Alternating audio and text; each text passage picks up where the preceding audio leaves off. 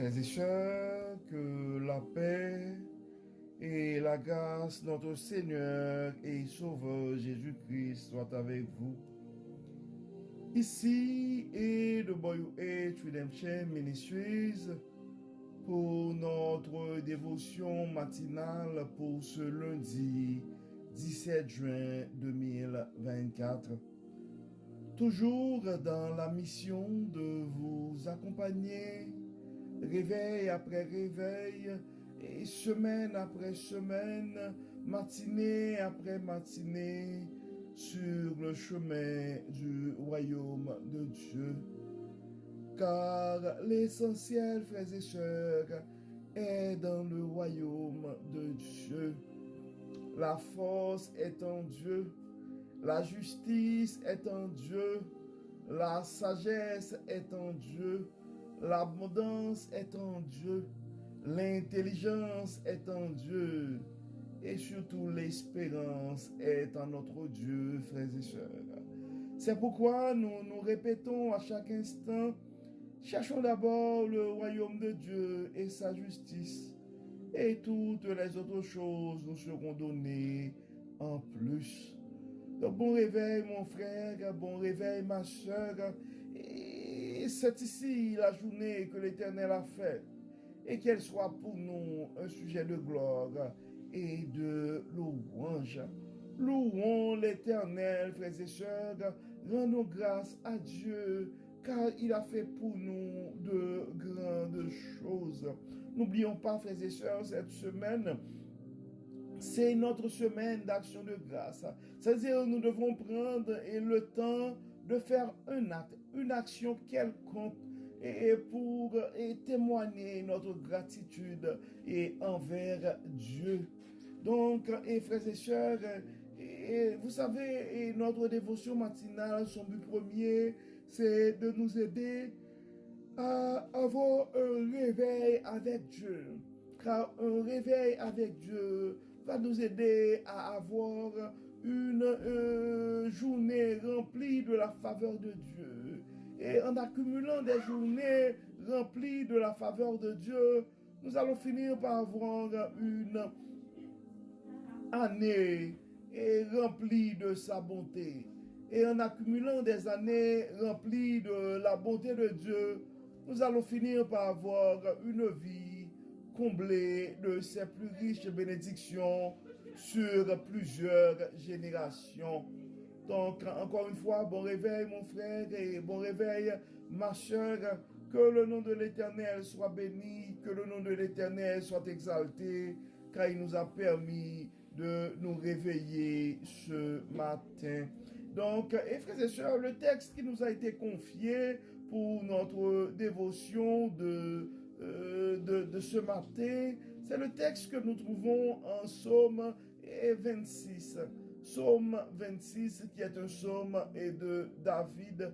Et le psaume 26, ça dit, rends-moi justice, Éternel, et car je marche dans l'intégrité.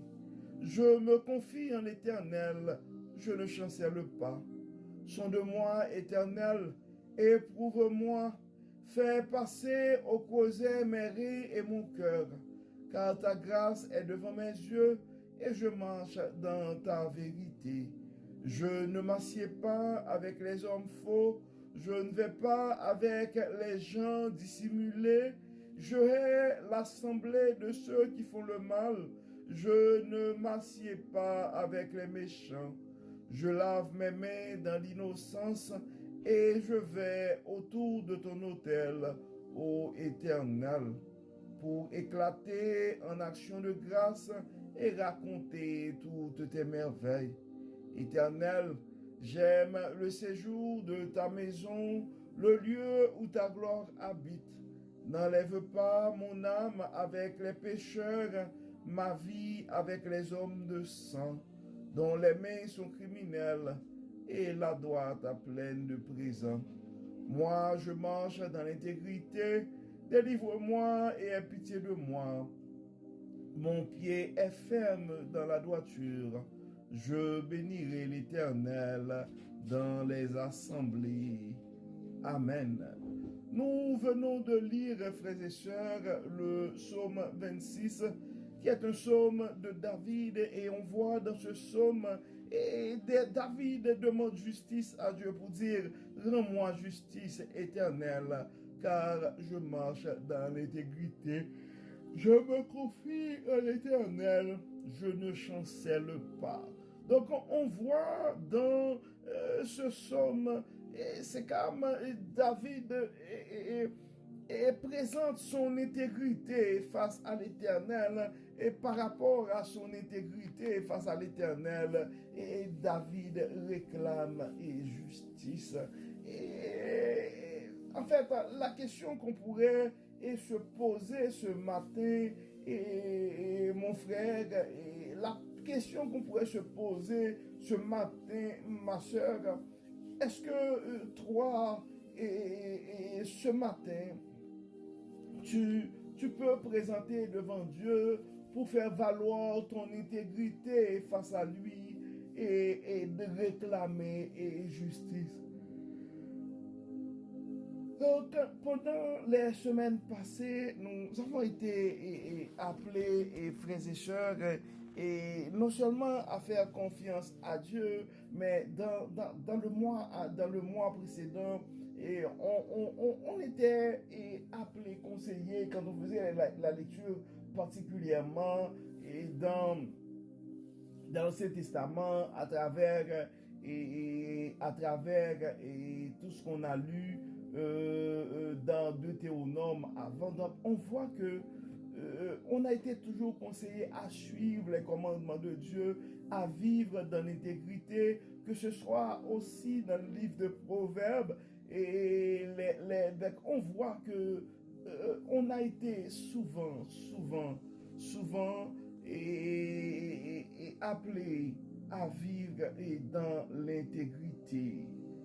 Et donc, ce matin, c'est une occasion pour nous autres de réfléchir et par rapport à notre niveau d'intégrité sur le chemin du royaume. Psalmez-y, rends-moi justice éternelle, car je marche dans l'intégrité. Je me confie en l'Éternel, je ne chancelle pas. Et dans le verset 3, dans le verset 2, le psalmiste allait plus loin pour dire, sonde-moi, Éternel, éprouve-moi, fais passer au creuset mes reins et mon cœur, car ta grâce est devant mes yeux et je marche dans ta vérité. Quel témoignage, frères et sœurs, nous sommes quel témoignage, car ta grâce est devant mes yeux et je marche dans ta vérité. Je ne m'assieds pas avec les hommes faux, je ne vais pas avec les gens dissimulés. Je hais l'assemblée de ceux qui font le mal, je ne m'assieds pas avec les méchants. Je lave mes mains dans l'innocence, et je vais autour de ton autel, ô Éternel, pour éclater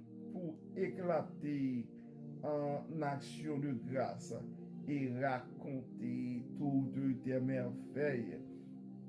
On s'entend, frères et sœurs, que nous autres aussi, nous sommes appelés à remercier Dieu, à agir d'une certaine manière pour prouver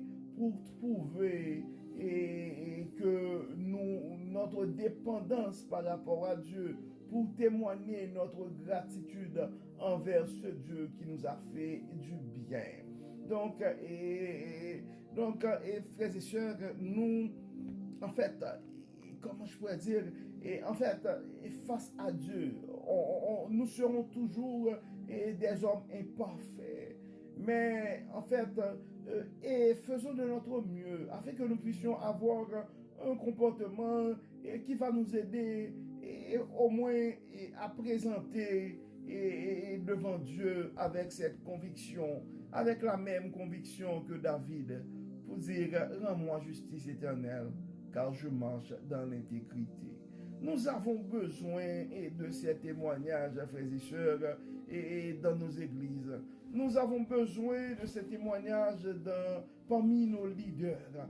Nous avons besoin de ces témoignages pour que pour que nous puissions vraiment encourager les autres, motiver les autres, prêcher par l'exemple sur le chemin du royaume. Car la parole nous dit, et la foi et sans les œuvres, ça ne vaut pas grand-chose. Donc c'est pourquoi la semaine dernière, nous avons été appelés à témoigner pour Dieu. Donc à ce moment, c'est déjà une bonne chose, témoigner pour Dieu, mais faire une action pour manifester notre reconnaissance, une action de grâce, et comme on le dit, donc ça va au-delà des dires, et il faut passer par l'action. Donc on dit souvent ata non verba. Donc nous allons parler de Dieu, mais nous allons surtout agir. Faisons de notre mieux, frères et sœurs, pour que nous puissions vivre dans l'intégrité, afin qu'on puisse rehausser le témoignage de l'Église, afin que nos actions puissent parler pour nous en tant que chrétiens. Oui, frères et sœurs, et nous savons que le chemin du royaume, ce n'est pas un chemin sans détour. Des fois, c'est plus facile à dire qu'à faire. Et nous sommes conscients que nous sommes pécheurs, car tous sont péchés et sont privés de la gloire de Dieu. Nous sommes tous des pécheurs, donc et nous ne pouvons pas nous justifier face à Dieu par rapport à nos actions, par rapport à nos œuvres. Mais nous devons nous efforcer, frères et sœurs, pour vivre dans l'intégrité.